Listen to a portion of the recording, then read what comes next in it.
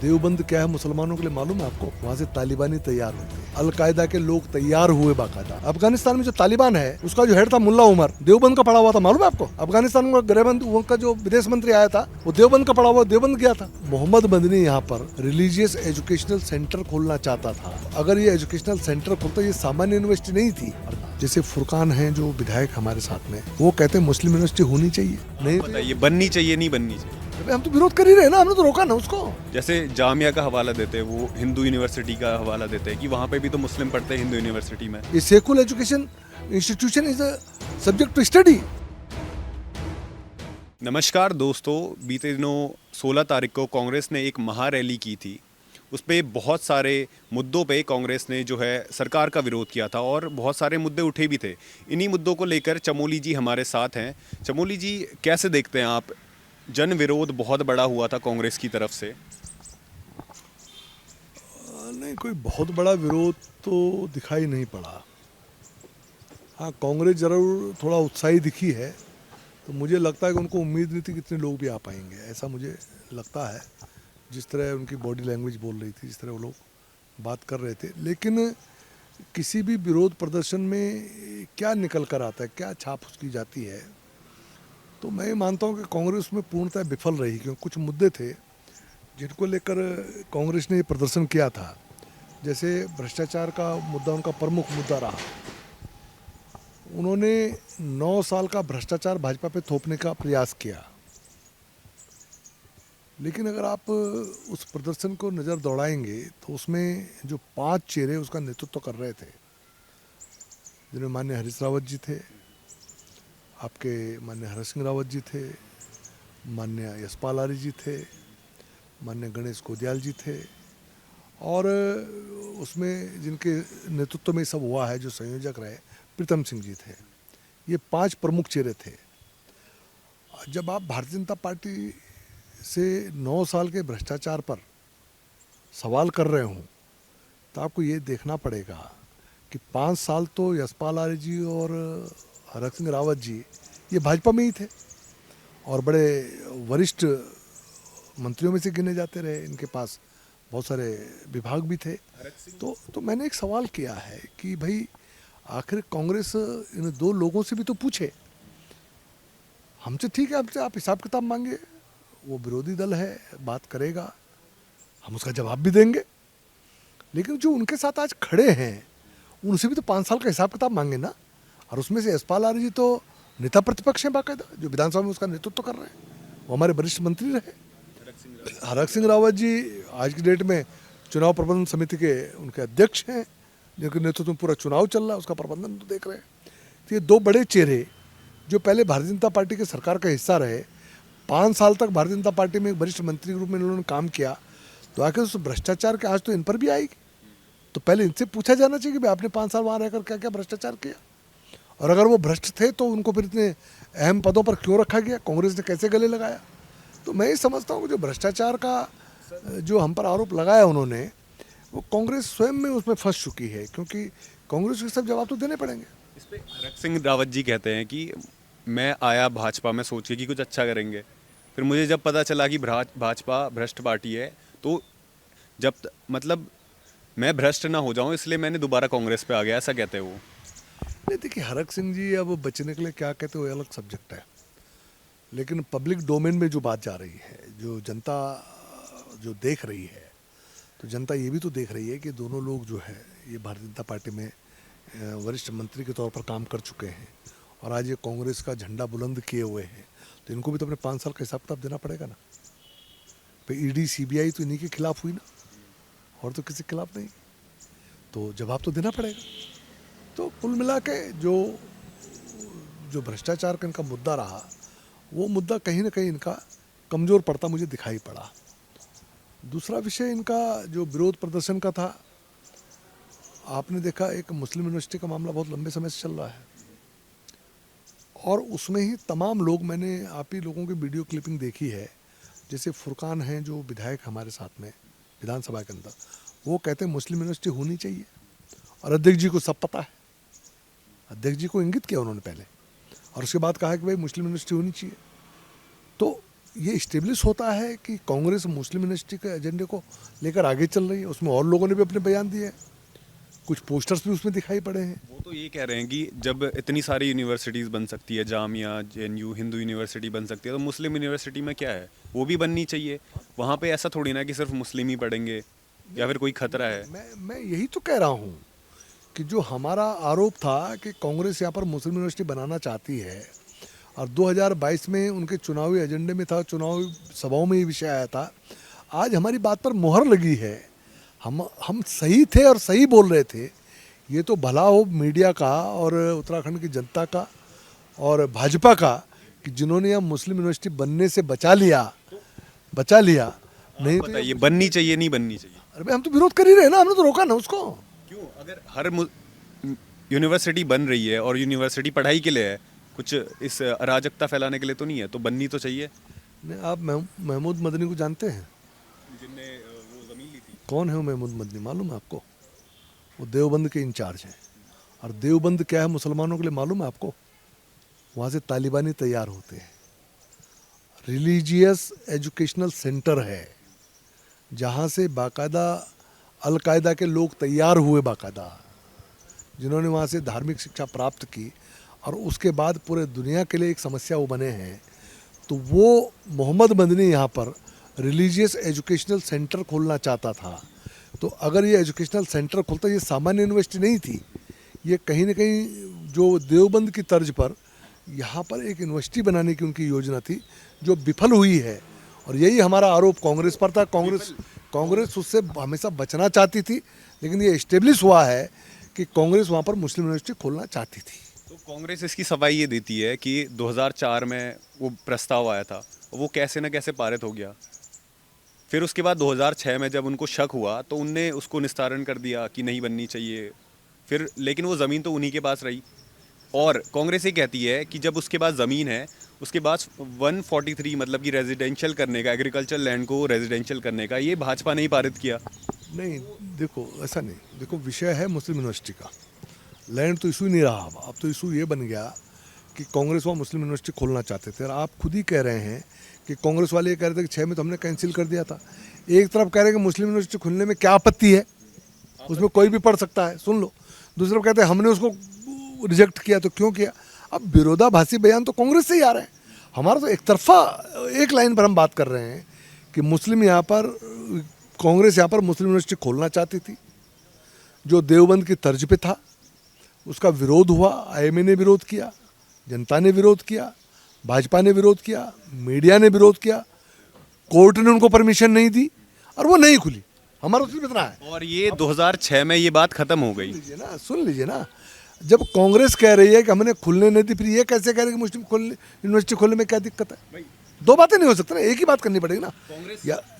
या तो वो ये बोले कि हम मुस्लिम यूनिवर्सिटी खोलने के पक्षधर नहीं है, एक सेंटेंस में। अब तो हाना का सवाल है ना, दो पक्ष सामने हैं। हमने कहा मुस्लिम यूनिवर्सिटी नहीं खुलनी चाहिए। पब्लिक डोमेन में हमारा विषय भी है, कांग्रेस का विषय भी है। लेट द पब्लिक डिसाइड कि वो किस पक्ष में खड़ी होती है। अब ये पब्लिक का मसला हो गया। लेकिन इस पर सीधे सीधे एक लाइन है, हम चाहते नहीं खुलनी चाहिए, कांग्रेस चाहती खुलनी चाहिए। यही तो विषय ना। तो कांग्रेस या तो डट कर ये बोले हाँ खुलनी चाहिए, अगर नहीं पक्ष में है तो कांग्रेस खड़ी होकर बोले कि नहीं खुलनी चाहिए। अब सीधी बात होनी चाहिए। कांग्रेस का ये आरोप है कि जो भी ये खुलना ना खुलना, कोर्ट का आदेश करना कि हाँ नहीं बननी चाहिए, आईएमए का आपत्ति जताना, ये सब 2006 में ख़त्म हो गया। और अब कांग्रेस ये बोल रही है कि हम क्राइम के खिलाफ आवाज़ उठा रहे हैं, अंकिता भंडारी के लिए आवाज़ उठा रहे हैं, और भ्रष्टाचार के खिलाफ आवाज़ उठा रहे हैं। और भाजपा मुद्दा उठा रही है 2006 का, मुस्लिम यूनिवर्सिटी का। तो वो बोल रहे कि ये खाई पैदा करने की कोशिश कर रही है अपनी राजनीतिक रोटी सेकने के लिए भाजपा। नहीं, ये मुद्दा हम नहीं उठा रहे हैं, ये तो विषय चला आ रहा है पहले से ना। ये ठीक है, आज ये चर्चा में आ गया। और ये कह रहे हैं कि वो चुनाव से पहले ही हो जाता है। नहीं, ये चीज़ें चर्चा में आ गई, इसलिए थोड़ा ये बात लग रही। लेकिन हम तो पहले दिन से बोल रहे हैं, हम लोग 2022 में बोला। अब तो वो ये कह रहे हैं कि 2022 में जब चुनाव हुए थे तो भाई हम लगातार बोल रहे हैं। और हमने बोला, और आज भी हम वही बात बोल रहे हैं। और 2022 का उससे पहले भी हम बोलेंगे हम मुस्लिम यूनिवर्सिटी नहीं खुलने देंगे, नहीं खुलने देंगे तो नहीं खुलने देंगे। हमने सीधी एक बात कही है, हम दो बात तो नहीं कर रहे।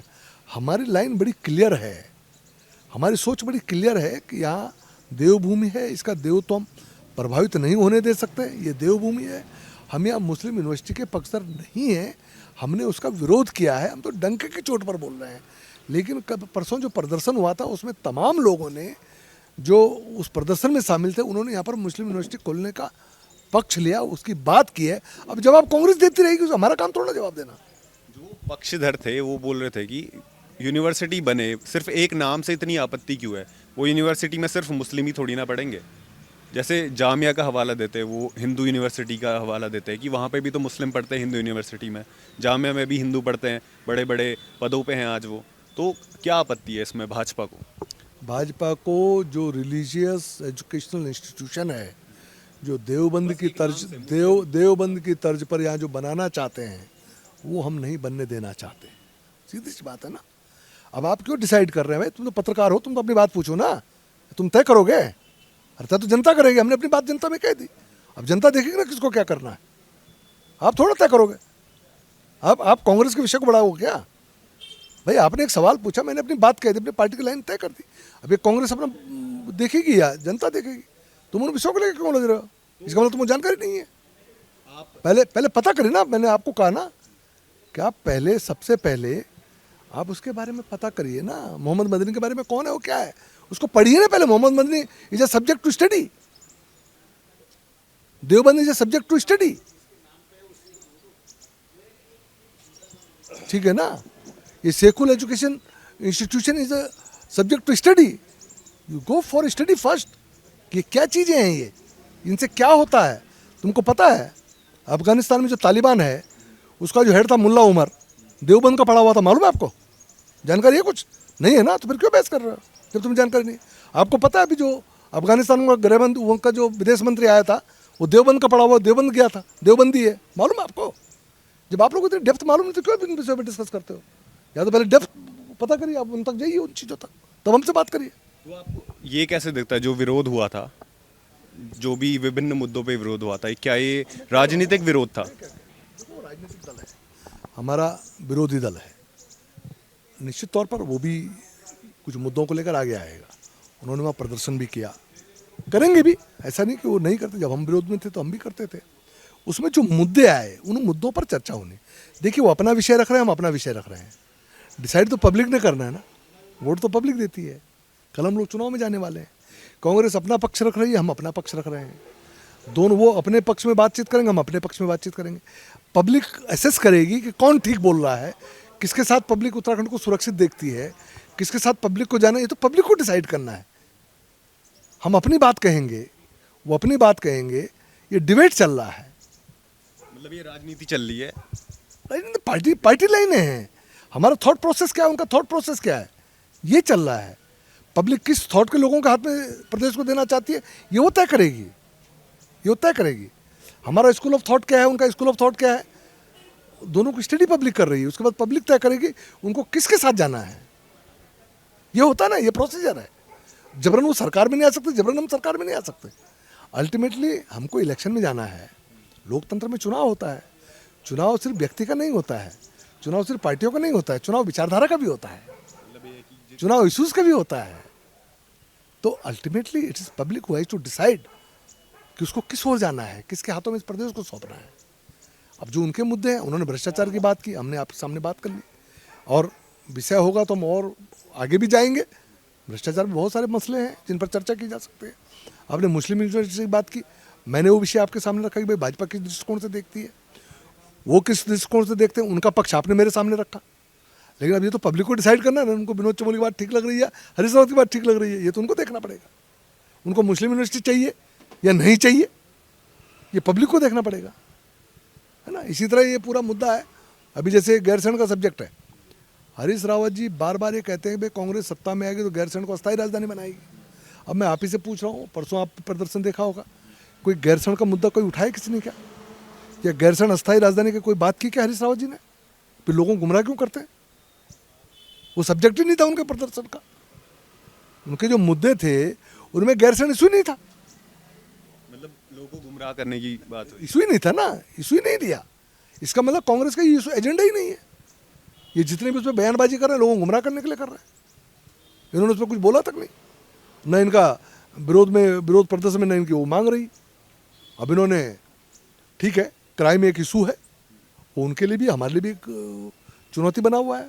हमने तमाम पुलिस में रिशफल्स किए हैं इस समय, हम किस तरह उसको नियंत्रित करने की कोशिश करें, हम उस पर काम कर रहे हैं इस समय। वो एक इशू है, इसमें कोई दो राय नहीं। मैं ये थोड़ा ना कि उनकी हर चीज़ को रिजेक्ट कर दूंगा, नहीं, दैट इज़ अ इशू, लेकिन हम उसको ठीक करने का प्रयास करें, हम उस काम में लगे हुए हैं। आने वाले समय वो भी ठीक होगा। कांग्रेस से जब हमने पूछा कि आप सरकार को कोई सुझाव देना चाहोगे, अभी इतना टाइम बचा है सरकार के पास कि सरकार ठीक कर सके, तो वो ये बोलते हैं कि सरकार ने प्रदेश को इतने गर्द में डाल दिया है कि अब ठीक करने का कोई आसार ही नज़र नहीं आता, अब तो बदलाव ज़रूरी चाहिए प्रदेश। देखो ऐसा ना, उनको सत्ता चाहिए, उनको प्रदेश ठीक चले, सरकारें ठीक चले, प्रदेश सही दिशा में चले, लोगों को राहत मिले, इससे कांग्रेस को कोई लेना देना नहीं है। उनका काम सिर्फ विरोध के लिए विरोध करना है, क्योंकि उनको सत्ता चाहिए, छटपटा रहे हैं, उसके बगैर वो जी नहीं सकते, परेशान हैं। लेकिन मैंने अभी जैसे एक विषय चला है, पहाड़ों में जंगली जानवरों से लोग बहुत परेशान हैं, भालू हो गया, बाघ हो गया, शेर हो गया, बहुत परेशान है लोग, हम लोग भी सोचते हैं।